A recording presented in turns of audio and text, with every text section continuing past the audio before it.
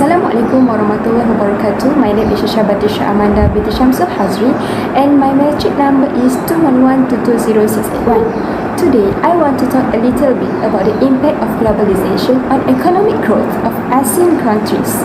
So first of all, what is globalization? Globalization is the historical process of world unification in economic, political, technological, social and cultural domains which has evolved in the globe and has become a connected world. Basically, globalization aims to strengthen economies around the world by making markets more efficient. Some critics blame globalization for rising nationalism and income inequality. Not only that, but there is other more impact which is affecting economic growth because of the globalization. So about the impacts and solution, I will pass to my friends to explain about it. So that's all from me. Thank you. Assalamualaikum warahmatullahi wabarakatuh. My name is Hanan Mardia binti Ismail and my metric number is 211220528. Number one is education. Education does play a vital part in the development of our country's society.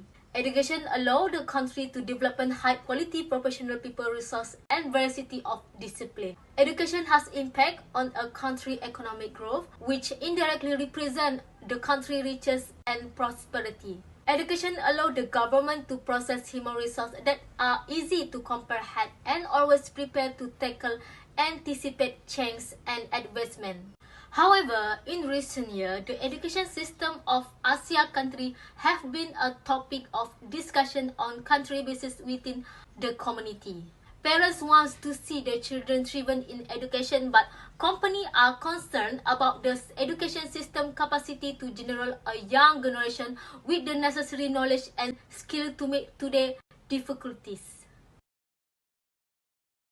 To obtain the level of percentage condition achieved by ASEAN nation, step must to be to monitor education spending. The industrialized nation economic advancement is impact not just by physical expansion but also by the accumulation of human capital, which may boost productivity while developing highest informed, competent and innovative people resources.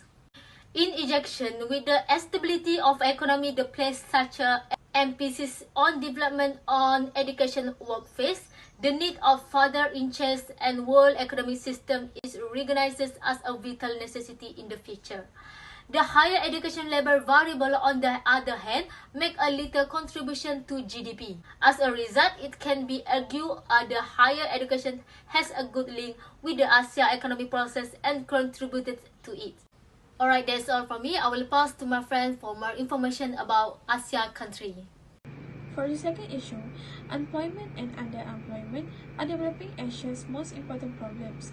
On conservative estimates, the region is home to about 500 million workers who are either employed or underemployed. Therefore, helping people as workers is foremost for poverty reduction. The impact of globalization on labor markets has resurfaced as an important policy issue, reflecting the broader public debate about the interrelated concern of downward pressure on wage, increased job insecurity, and jobs moving for OECD countries to developing countries with low wage. Next, globalization is clearly contributing to increased integration of labor markets and closing the wage gap between workers in advanced and developing economies, especially through the spread of technology. It also plays a part in increasing domestic income inequality. But directing protectionist policies to stanch the forces of globalization is not the best response. Policymakers needed instead focus on what can be done to help labor adjusting to a changing world. The solution is trade can encourage wage convergence even when workers do not move. Developing countries with abundant labor can expect good intensive in labor, so that the trade induces their wages to increase relative to rich countries which have less labor and plenty of capital. Besides that, some trade and financial liberalization or openness in general need to contribute worsening income inequality, at least in the middle-income countries.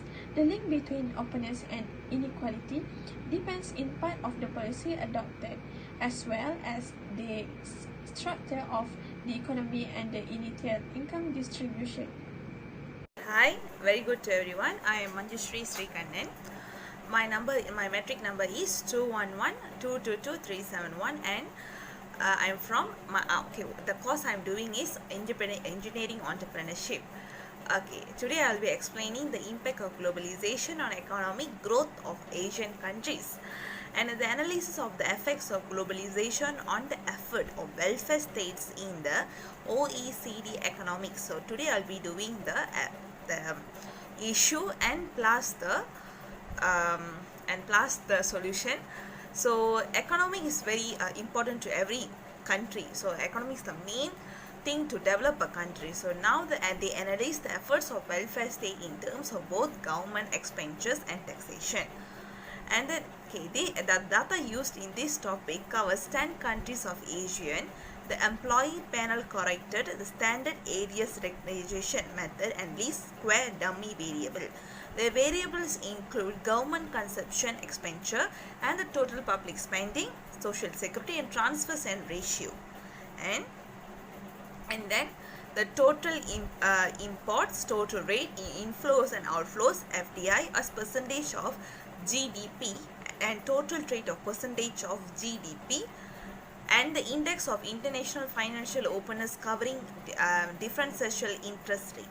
The control variables contain growth rate of GDP, high rates of unemployment, and high radius of dependency and cabinet share of portfolios owned by political parties. And now the solution.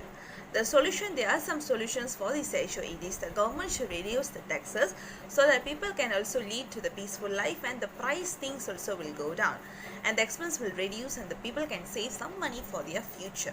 Then people will also buy more things if the price goes down. On this way can help the government to see more profit and they can do more things to the public. Thank you. Assalamualaikum warahmatullahi wabarakatuh. My name is Muhammad Anis bin Nawawi. My matrix number is 211222378. The impact of globalization based on trade, import and export. The impact of globalization actually has created more opportunities to the businesses around the world.